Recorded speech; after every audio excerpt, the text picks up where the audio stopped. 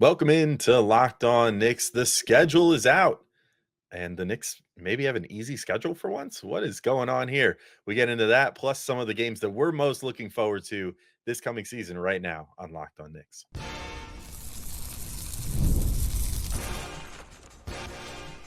You are Locked On Knicks, your daily New York Knicks podcast, part of the Locked On Podcast Network. Your team every day. All right, welcome in to Locked On Knicks. Today's episode is brought to you by Game Time. Download the Game Time app, create an account, and use code Locked On NBA for $20 off your first purchase. Terms apply. And I want to thank you guys for making Locked On Knicks first listen today and every day, whether you're checking us out on your favorite podcast platform or taking in the sights and sounds on YouTube. We appreciate you making us part of your daily routine. Make sure you hit that auto download function on your favorite podcast app or the notification bell on YouTube so you never miss an episode. Because even during the offseason, we're here for you guys at least 3 times a week, which is a lot still, considering the lack of things to talk about at the moment. But luckily, we were blessed by the NBA and the Knicks and all parties involved with something to talk about, which is the schedule, which came out late last week, Gavin. And the Knicks, for once, maybe have kind of an easy schedule, sort of like. I mean, I'll let you get into the numbers in a second here, but when I was looking this thing over, I was just like, I was looking for the hard stretch. And I feel like every year we're like, oh man, well, November's going to be real tough. And then, well, there's like 5 games in December that are just going to be murder. And then January, I don't know, man. Like there's this one stretch where they're going to be away for a long time. And then like February, and it's like every single month there's a stretch of like 7 or 8 games where you're just like, oh my God, how do they keep finding so many hard games? Like how many more trials must we be put through? So maybe it's just that the Knicks are better now. Maybe it's just that like half the East seems like they're ready to tank next year. I don't know, but either way, I'm looking at the schedule and I'm like, hey, it's not half bad, but the numbers do kind of back it up. Yeah, the Knicks and the top of the East in general have a very easy schedule. Shout out to someone who I previously haven't heard of before, but this is a very useful guy on Twitter who goes by Positive Residual or Presidual, who I believe writes for Nylon Calculus, which I followed for a while. And they essentially ranked every schedule in the NBA and took into account home road rest advantage, travel, like altitude, basically like every factor you could possibly take into account. And they gave the Knicks the 5th easiest schedule in the NBA. They're just behind the Celtics, Magic, Pacers, and the Denver Nuggets in that category. So clearly the East better than the West. And to me, that is the thing that stands out the most. I think just playing, I don't know how Denver ended up with such an easy schedule, but playing in the Eastern Conference is just such a massive, massive advantage because you go through the schedule. We're going to get into either today or in like a follow-up episode, like our toughest and easiest stretches for the Knicks. And you just get these runs where they're playing teams that are either actively trying to tank or like the Hornets and the Pistons that want to be better this year, but just don't quite have it together. And I think part of what makes it feel good is that I think the Knicks' first 10 games are relatively tough. But then once you get that out of the way, it's like exceptionally easy. Like it's possible after the first 10 games, the Knicks do have the easiest schedule in all of basketball. So I think you get through those first 10, you're something like 7-3. If you're 8-2, you're feeling just incredible because you're in a really good situation to go out and compete for the 1 seed from that point forward. Yeah, for sure. I mean, you just look at some of these stretches and you just like, it's enough to make you like lick your chops, right? Like Chicago, Brooklyn, Brooklyn, Washington all in a row. Like, come on, that's so nice. And like Washington or uh, just this stretch of Toronto, San Antonio, at Orlando, at Washington, and then Utah. It's like very winnable stretches here of like multiple games in a row. And again, maybe this is just like finally sitting back and being like, wow, like the Knicks are kind of like contenders now. Like a lot of these teams kind of look like food now. But, as you said, the numbers sort of support it too. In addition, the Knicks also have the 3rd most nationally televised games with 34. And I did think this was a little bit significant. So maybe this is the only thing that makes their schedule a little bit tough by comparison to some other teams. And I don't know what other teams' breakdowns are like this, but it seems fairly tough for the Knicks here. And this comes with the caveat I counted these out by hand, so I'm not 100% sure, but I had the Knicks with 3 back-to-backs in their first 33 games in the 2024 calendar year. And then in the back half of the season, in the latter 49 games of the season, they have 11 back-to-backs. So little more of a density of back-to-backs in that 2025 portion of the season. But all in all, like, this is one of the first years that I came out kind of being like, I have very little complaints about this schedule. I think it's great. I mean, they have, a couple little clusters where they have to face, a couple tough teams in a row. There's, I think in our follow-up episode, we'll kind of get into like the tougher stretches and the easier stretches that we think that, they need to take advantage of or really get up for.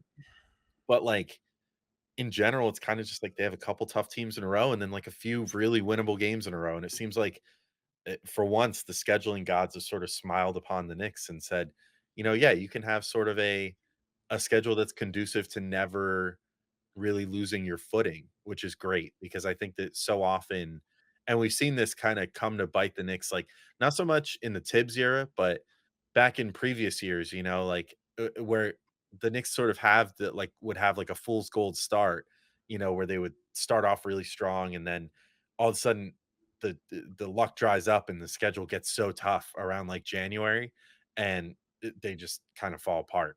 The last time I can think of that happening was like maybe 2015, 2016. When that was, I think it was 2015, 16. That was the first Derrick Rose year with Joakim Noah. They're calling us a super team year, all that stuff. But like by Christmas, you were like riding high, like, oh my God, the Knicks are like, I think they're like the 4 seed at that point in the season or something, and things were looking really good. And then it just all fell apart down the stretch of the season because it got so much harder in January and February and March and everything else. And I mean, it was just like a hell stretch in January. I think starting on Christmas Day, if I'm remembering correctly, that just absolutely derailed that season. And we've seen less of that in recent years just because the Knicks have been a little bit schedule proof with just how good they've played. Where it's like we kind of bemoan these stretches in the preseason and go, "Oh man, these are going to be so hard." And then like as we're approaching them during the season, like we're always sitting there and it's like if they lose a game against like a lowly team or whatever, like, "Oh no, you can't lose this one because there's going to be like 8 games against really good teams coming up." And it just feels like there isn't really too much of that this year, but also, I mean, Gavin, it really helps like we mentioned this on a show recently, but it's always worth revisiting because it's a great stat as far as the Knicks are concerned. Like this is the same team that through around the first half or so of last year went like 20-1 or whatever against teams under 500. So the nice thing is that if you can have those games against the elite teams split up a little bit and not have a ton of back to backs against like uh you know like powerhouse teams, then you set yourself up for this situation where like you can really take advantage of whatever stretches you get against the bad teams because you know that you're going to take care of business against them and then only have to concentrate a little bit, like on those mini stretches against the really good teams and not have to like lock into this huge stretch where every game is going to be a pressure cooker and whatever. Um, yeah, I feel like the schedule makers really did the Knicks a favor in that regard, unless some teams come out and really surprise us this year, which there's always a chance they will, but at least on paper right now, it's not looking too intimidating other than a couple little stretches this season.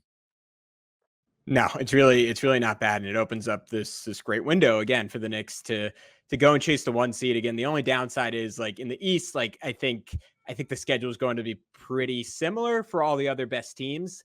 So you are going to have to take into account that the Celtics are going to have that kind of cushion, that the Pacers might be a little bit ahead of things and could run out to a big lead in the East, that the Magic could stay competitive. It's going to be tight. And I think that's why some of those early games against the best teams in the East are ones that stand out to us. But how about we take a little break, come back, and talk about our 5 most anticipated games, each with a little bit of overlap. So we'll get into that next on Locked On Knicks. But first, we want to tell you about our good friends over at BetterHelp. This show is sponsored by BetterHelp. When your schedule is packed with kids' activities, big work projects, and more, it's easy to let your priorities slip.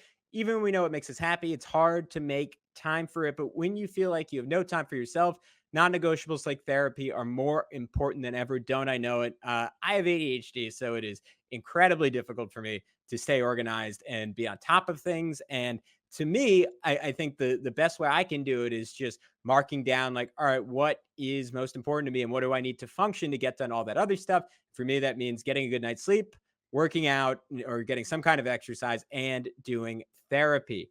If you're thinking about starting therapy, it's a good idea to give BetterHelp a try. It's entirely online. It's designed to be convenient, flexible, and suited to your schedule. All you have to do is fill out a brief questionnaire to get matched with a licensed therapist and switch therapists anytime for no additional charge. Never skip therapy day with BetterHelp. Visit BetterHelp.com/LockedOnNBA today to get 10% off your first month. That's BetterHelp, HELP.com/LockedOnNBA.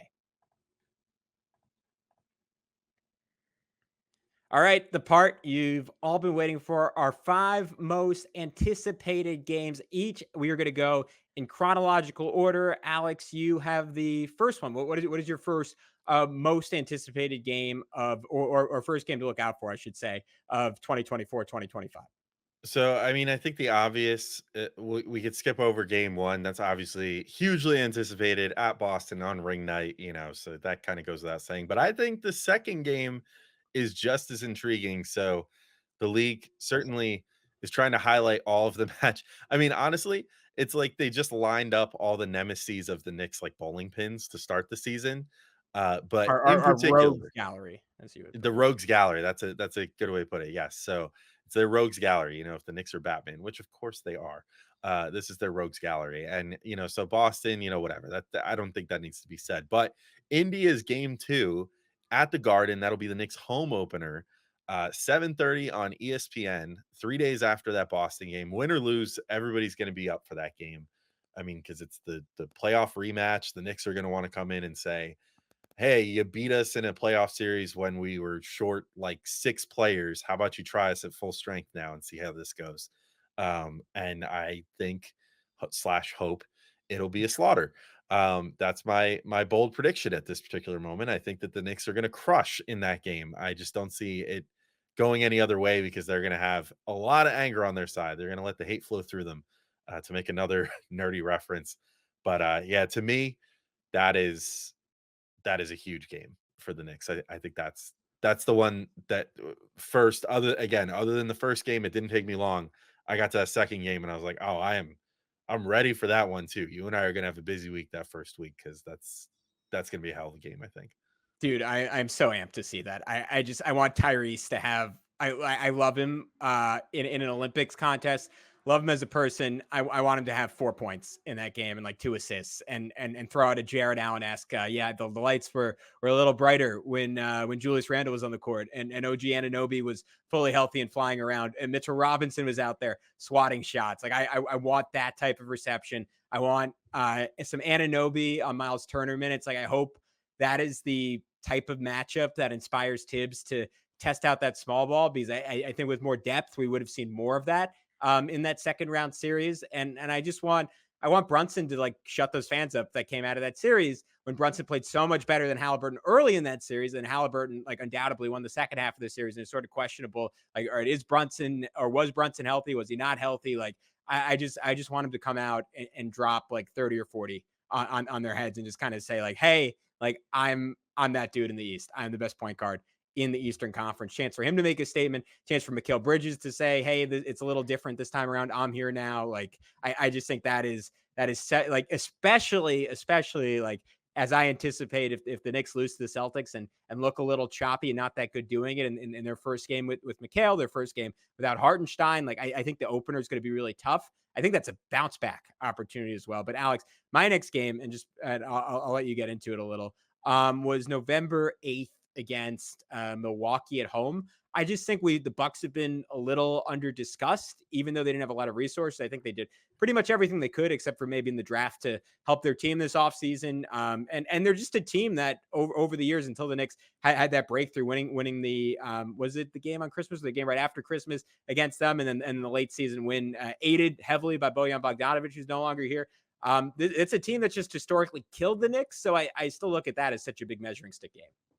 Yeah, for sure. I mean, I think that it's funny. I just had a conversation on Locked On NBA where I was asked to rank The Celtics, Knicks, Sixers, and Bucks 1-4 on a like contenders versus pretenders show. Maybe a little foreshadowing to what we might talk about a little later this week, and get into a little bit about what I talked on there. But I mean, I do think it's easy to overlook Milwaukee. I'm with you though. I think that they did everything that they could to get better, and like I think the Gary Trent signing was maybe the biggest value signing of this offseason. Like I don't know how a guy that had a market as of like a couple years ago all of a sudden is now playing for a veterans minimum for Milwaukee. Like At that's like, just how old is he? Like 28 years old yeah, too? Not even? he's like in his prime. Like a career like He's 40%. 25. He's 25. That's Oof, yeah, jeez.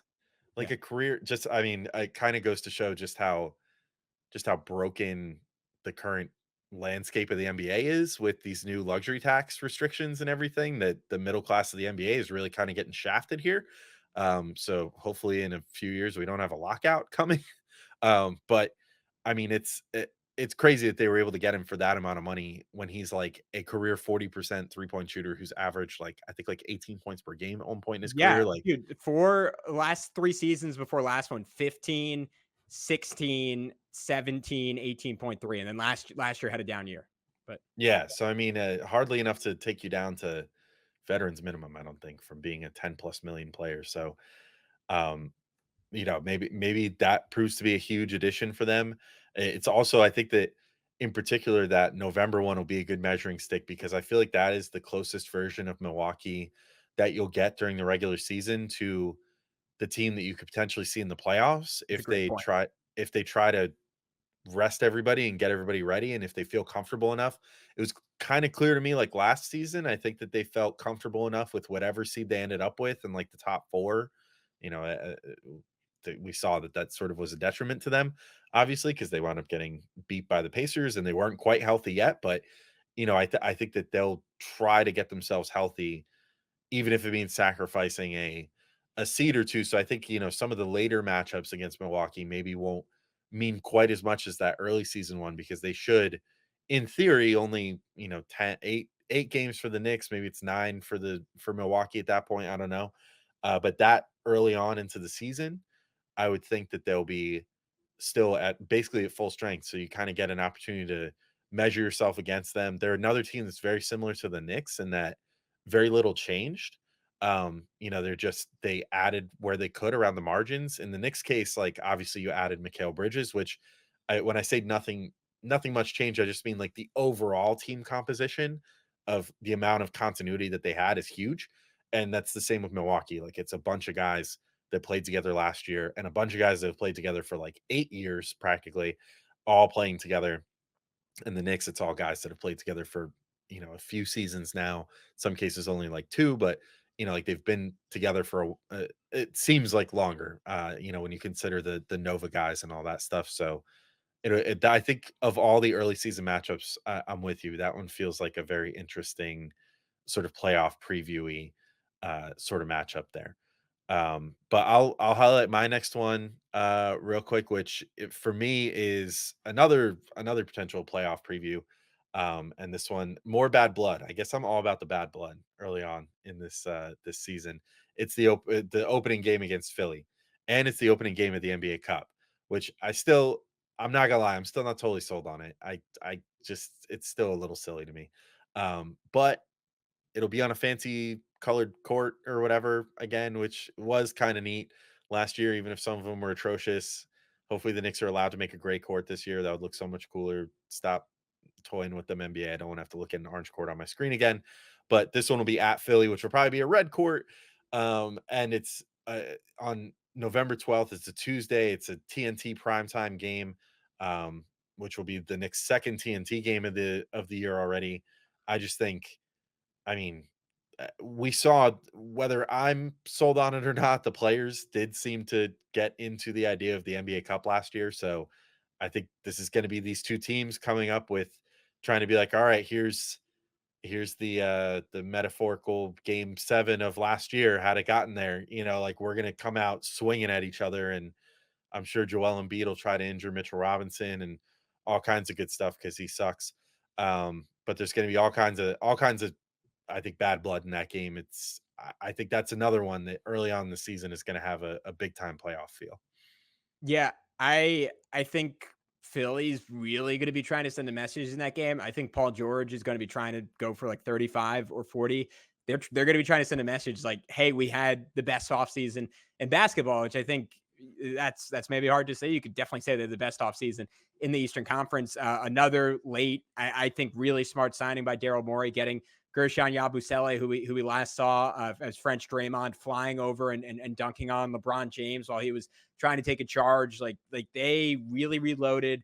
They have a lot of shooting around Tyrese Maxey and Joel Embiid. That was already the best two-man combo in basketball last season when they were healthy. So it's going to be a heck of a challenge. But just like we didn't face Philly, quote unquote, fully healthy, they didn't face us fully healthy. And they didn't have to see Julius Randle because of Joel Embiid's antics. They didn't have to see Mitchell Robinson, who did just a fantastic job guarding Joel Embiid when he was on the court outside of some dumb fouls. So I want to see Robinson like take on that matchup and kick some butt again. To me, obviously his health is going to be the biggest factor, but getting to watch that will go a long way in Leon Rose's mind to convincing him that Mitchell Robinson is the center for the Knicks in this playoff run and can play crucial minutes against big competition. It is worth keeping on this team throughout the year. So I think it's a big game for him in particular. And you want to see Bridges like play Paul George to a draw because like those are sort of the two paths the Knicks could have gone down. We did a whole episode on them potentially trading for Paul George. It seemed like there was some real interest there. So I want Bridges to prove beyond the fact that he's much more durable, that he was the better option for the Knicks than Paul George was by coming out, playing him to a draw, and the Knicks hopefully coming out and getting a win. But I'm with you. That one is going to be incredible. All right, Alex, you have one more game in November. I have a few more in December before we hit the All-Star break and get into some final big games for this season. We will get into that next on Locked on Knicks.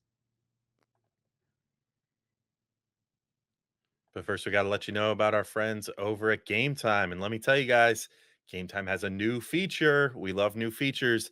It's called Game Time Picks. Makes getting tickets to your favorite live events even easier. Game Time Picks filters out the fluff to show you only incredible deals on great seats so you don't have to waste time searching through thousands of tickets. And Game Time will have a 50% off Labor Day offer for Diamondbacks Dodgers. That's interesting. They want me to highlight that. I guess if you're going to be over there, you can check that out. But let me tell you guys about some other super deals, a little more local. I am going with a couple of my buddies from the Knicks space to go see a Mets game soon. And I found a fantastic deal on Game Time. And it was the first place I looked because I knew that they were going to give me the best deal. I got 3 Mets tickets for like $75 in the 100 level, which is pretty sweet. And that was all in pricing. So they show you all in pricing, which is awesome with all the fees and everything included. They let you just know straight up, this is what the ticket's going to cost. We're not going to gaslight you into thinking that you're paying $25 and then you get to the final bill and it's like $40 a ticket after fees or whatever. They're very upfront. They'll be like, this is the all in price. You can check it out that way and make sure that, there's no funny business going on. It's my favorite place to get tickets for that reason, amongst many others, because you can get seat views on there. If you've never been to the arena before, you get the lowest price guarantee, or Game Time will credit you 110% of the difference. There's all kinds of great stuff in place from Game Time to make sure that your buying experience is great. So download the Game Time app, create an account, and use code LOCKEDONNBA for $20 off your first purchase. Terms apply.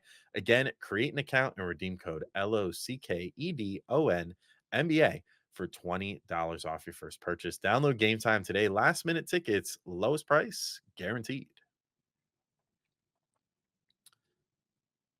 All right, Gavin, we're back in to keep going through our favorite games off this schedule reveal. And of course, if anyone wants to look at the whole schedule, we're not going to sit and read the whole thing off. I do remember back in the day, I did at least one show when we were young podcasters, we did at least one show where we sat and went through every single game. Yeah, we're like win, loss, Oh win, my win, God. win, loss. Yep. Yeah. What days those were. Now we just highlight the best ones. You guys have internet. You can find the whole We schedule. should create a Patreon though where we do that with just like a 3-hour episode and we That'd just be pretty great. Yeah. yeah. That was back in the day before we tried to keep things tight too. I think that was about an hour and a half episode. Yeah, It's crazy. yeah. At any rate, my next game that I wanted to highlight is November 27th at Dallas, another national TV game. much as I'm looking forward to whatever little time we get with the Knicks on the local affiliate, hopefully a lot of Breen and Clyde action. The NBA picked these games to be national games for a reason. It's a pretty big deal. This one, I think, November 27th at Dallas. It's going to be 7:30 start time on ESPN. Wednesday game, Wednesday prime time. I think. I mean, it's just another one of those big sort of early season potential, playoff atmosphere kind of tests. There's something about, I mean, since it's in Dallas, maybe I picked the wrong one here. Maybe I should have picked the game where Dallas comes to New York. I don't even know where that is, to be honest. But maybe I should have picked that one because Luca at the Garden is always a whole thing. But I just think this one, going to Dallas, a chance for Brunson to go light up his former team again with his buddies. Um, and just Luca versus the Knicks is always a show. He just always seems to find another gear against the Knicks. I think it's going to be a good time. I don't know that it's not like there's going to be any implications of anything like playoff implications or potential tiebreakers down the line or anything like that. With this one, I looked at that one. I'm like, that looks like a fun game to me. I think that one's going to be a real hootenanny, as they might say in some part of the country. I'm not quite sure. In Dallas. Maybe in Dallas, actually. Yeah, Yeah. maybe that's where they say that. So We, we have it'll be to a real hootenanny there. text our boss, Nick Angstad, the host of Locked on Mavs, and say, hey, man, when was the last time you opened your podcast with, it's about to be a hootenanny It's about next to be a on real Locked on hootenanny up Mavs. in here. Yeah, and it turns out he just does that every show. But anyways, I agree with. I think it will be a hootenanny there if that's the right word. I like what it was 2 years ago when Dallas had the 1 in 14,000 comeback. Right, we're up by 9 with 30 seconds left. Like I just get an uneasy feeling every time you play Luca because he's so good, but he's also an a-hole. Like, and this might be some scarring from also being someone who roots for the Suns and him and Devin Booker having the meme where Luca's just looking up at him with like the serial killer eyes and smiling. But even against the Knicks, like I feel that every time. Like I so appreciate him. I think he's incredible. There have been moments where I've rooted for Dallas kind of, but overall, like when the Knicks are playing him, like I feel like a combination of fear and like loathing that I feel with almost no one else. Like not even really the Celtics, honestly. Like I can't really, the Bucks for a while felt that way to me just because they had our number, but there are very few teams I feel that way against. So it's a compliment to Luca. I think that is going to be an exceptionally tough game. And if the Knicks just come in there and take care of business, to me, that is really the metric, because those games just, they never feel easy, Alex. Like they always feel so incredibly strenuous. Like the Knicks just go in and beat them by 20. I'm going to feel like obviously we'll have a good amount of data on this team already, but that might, like, to be fair, like, and maybe this is something that's been under discussed and could be a subject of future episodes. Like I was hinting at it earlier. Like I think it's super plausible the Knicks get off to a pretty slow start this year. And like that might be the time a month and 5 days into the season where we're like, all right, this is what it's supposed to look like. And Julius Randle knows where he's supposed to be on the floor. Mitchell Robinson knows where he's supposed to be on the floor. Mikal Bridges knows his role and where he's supposed to be on the floor. Like it could just be that game. So I'm totally with you on that. I got kind of a weird one next. December 1st against the Pelicans. I think it was a little bit of me trying to be different so we didn't have all the same games. But I'm so interested in all the games where the Knicks go up against great wings, because that was this team's weakness for so long that it was like, all right, we got RJ Barrett. Who are we facing tonight? We're facing Paul George and Kawhi Leonard. We got RJ Barrett. Who are we facing tonight? It's Brandon Ingram and it's Herb Jones and it's Trey Murphy and it's Zion. Like early last year, second game of the season. I know I always reference this game.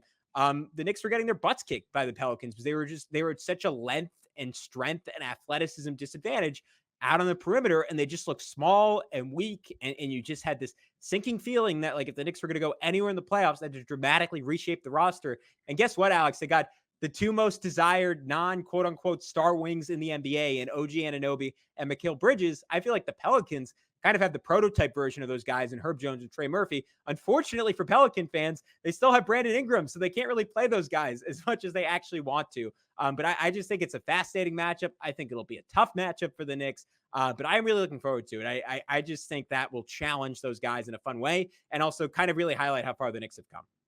Yeah, it might be a little scary too. Have you seen these pictures circulating of skinny Zion? Man, or Ozempic Zion, as like Ozempic, yeah. Oh, Zion. Zion. I Yeah. don't know.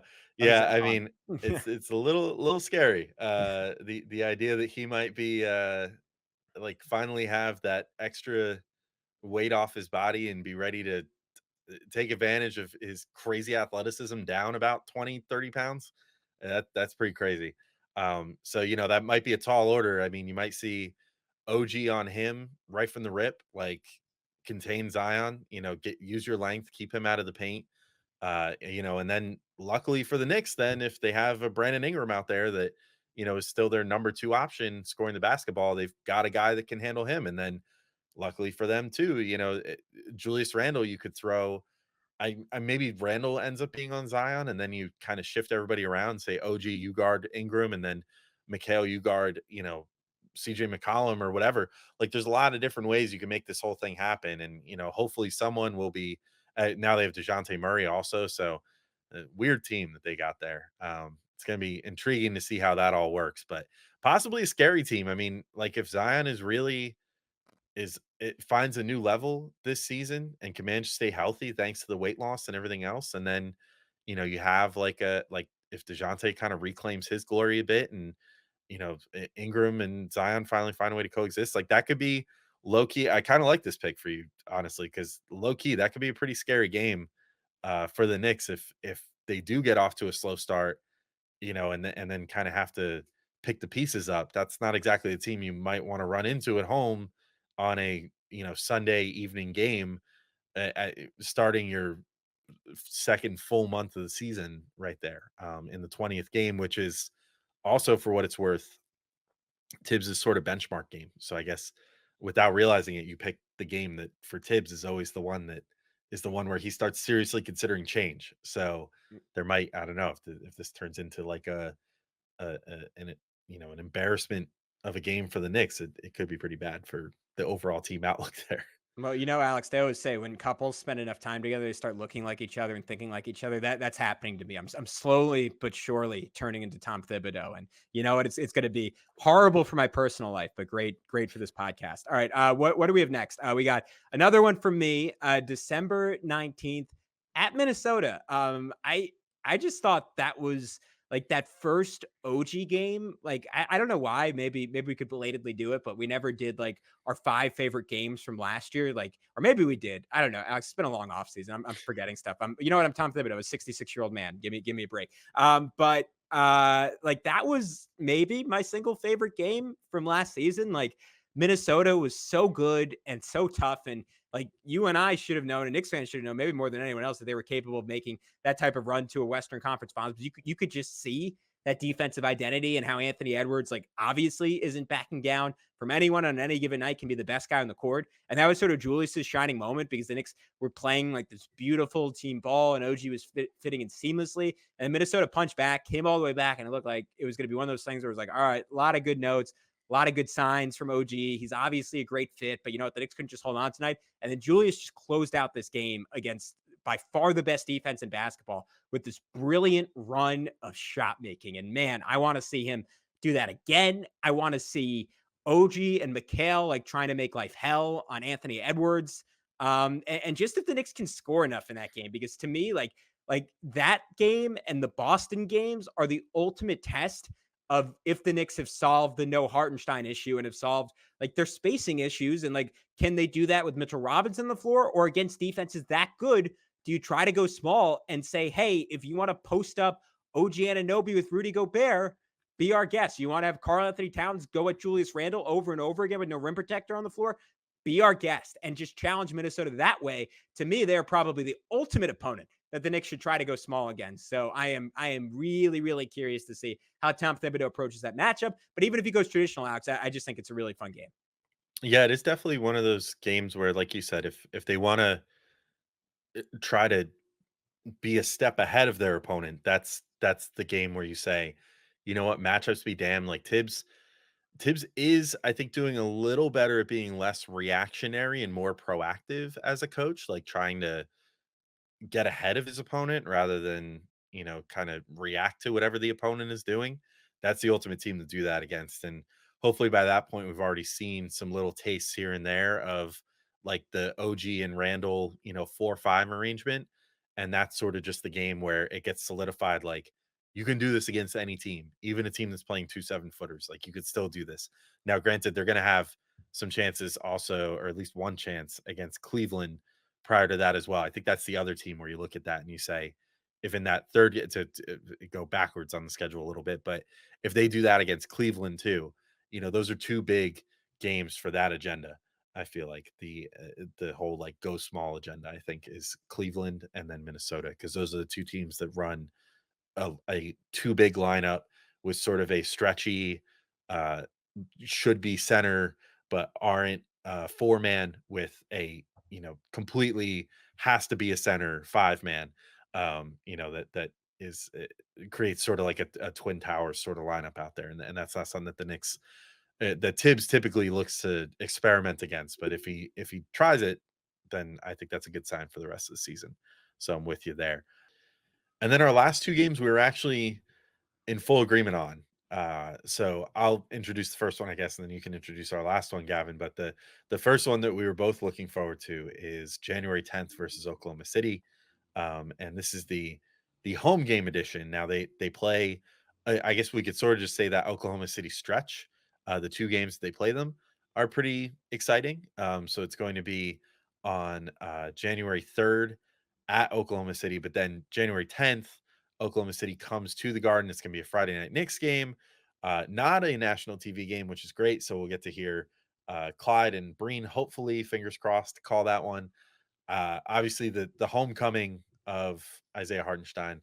And also, it will be the second game in 8 days that the Knicks face this team that at that particular moment could be the number one team in the West. I don't think it's a stretch to assume that they probably will be, because they're a young, fast, exciting team that only managed to get better by adding Alex Caruso and Hartenstein during this offseason. So I think that's a pretty big game for the Knicks. And if they lose both of those, I mean, that just hurts your pride, considering that was your guy that left you. So hopefully they don't, and hopefully they take at least one, and hopefully the one that they take, if not both, is at the Garden.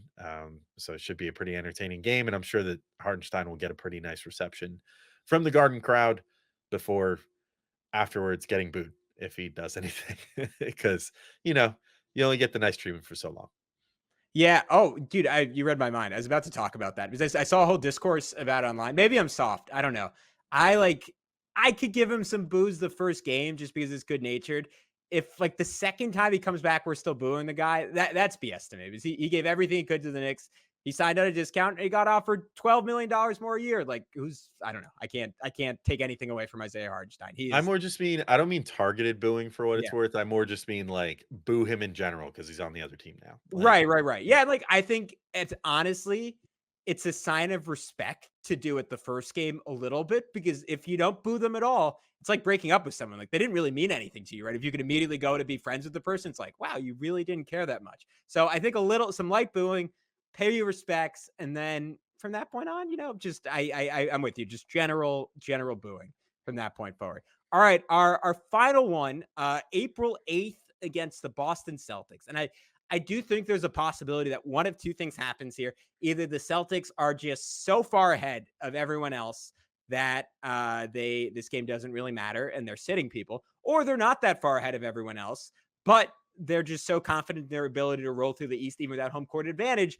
They don't play everyone here. So with those caveats in mind, that there's a possibility that we don't get a full strength Celtics team, Alex, I think we were both in consensus that you have to put this down because the ceiling is so high. If these teams are within a game or two of each other, one of the final three games of the year, it will be a preview of the Eastern Conference Finals, potentially before the Eastern Conference Finals. The intensity will be insane. I think Boston will have a little bit of the bad taste in their mouth of the Knicks just wrecking them late in the season last year. If they maybe they don't care about that since they're NBA champions, more power to them. But maybe they'll have a little bit of that memory, and maybe the Knicks will say, "Hey, why can't we go do that again?"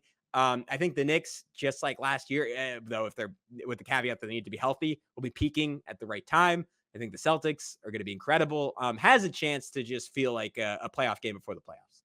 yeah, I'm with you there. I mean, I think ideally, if everything breaks right for the Knicks, this is potentially a game that has playoff seeding implications, potentially divisional championship implications. I mean, everything would have to go right for the Knicks for that to be the case. But hey, you can't dream big, why dream at all, right? I mean, I think it's worth considering. So I'm with you. I don't think too much more needs to be said on that. Every game against Boston is going to be circled this season because that's just they're the measuring stick now. For better or worse. So the NBA champions, they just ran through the league last year. I mean, it was not particularly close. You can talk about that they had an easy playoff schedule or whatever. I would agree. I think if they faced a full strength Knicks in the playoffs last year, that maybe, they get pressed a little more than they did. But it is what it is. They went through and they're the stick now. They're the one that you go up to and you say, how do I measure up against you? And the Knicks will have plenty of opportunities to do that. But Gavin, we got some more stuff to talk about. We got the toughest stretch of the season, some of the easier stretch of the season to get through, but we're done for this show. So you guys are gonna have to wait till tomorrow. So thank you all for listening. And we'll be back tomorrow to continue talking through the schedule a bit, give some of our toughest stretches, some of our easiest stretches, and just in general, some more thoughts as we look over this whole 82 game schedule. So that's coming up next time on Locked On Knicks. But until then, thank you all for listening. Talk to you soon. Peace out.